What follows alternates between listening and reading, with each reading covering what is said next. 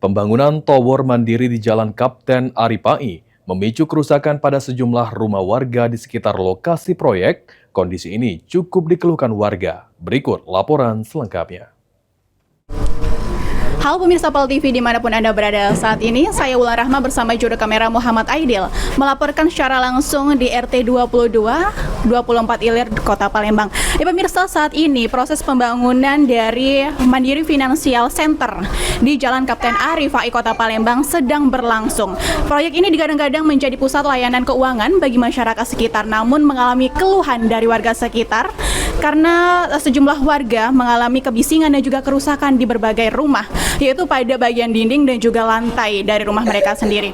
Dan saat ini pemirsa, kami berada di salah satu rumah warga yang terdampak yang sudah dalam proses perbaikan, di mana pada bagian dapur dan juga ruang tamu mengalami kerusakan seperti retak pada bagian dinding dan juga lantai ruang tamu yang mengalami penurunan sedimentasi tanah dan juga retakan.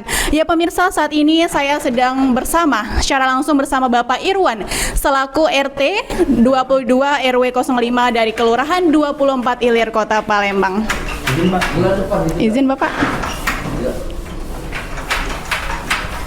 Oke.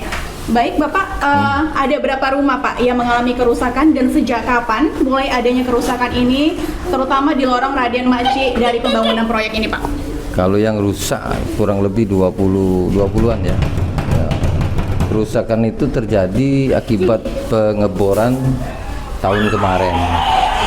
Nah, jadi sekarang sedang diperbaiki oleh pihaknya Adikarya. Ada beberapa rumah yang sudah selesai dan masih perbaikan. Contohnya ini.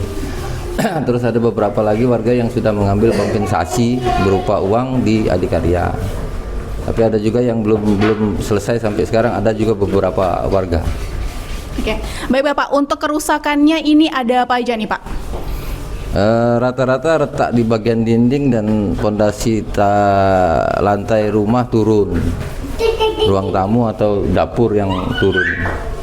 Tapi sudah diperbaiki dan sudah ada perbaikan dan sudah ada yang sudah selesai diperbaiki. Baik Bapak, untuk pihak Adikarya tadi sudah melakukan bentuk pertanggungjawaban, dan bentuk pertanggungjawabannya itu seperti apa ini Pak? Bentuk pertanggungjawabannya sudah diperbaiki beberapa rumah yang rusak, sudah ada kompensasi beberapa rumah berupa uang dan sudah selesai dilaksanakan di Adikarya kemarin. Tapi ada juga beberapa warga yang belum selesai, belum ada kata sepakat sampai sekarang.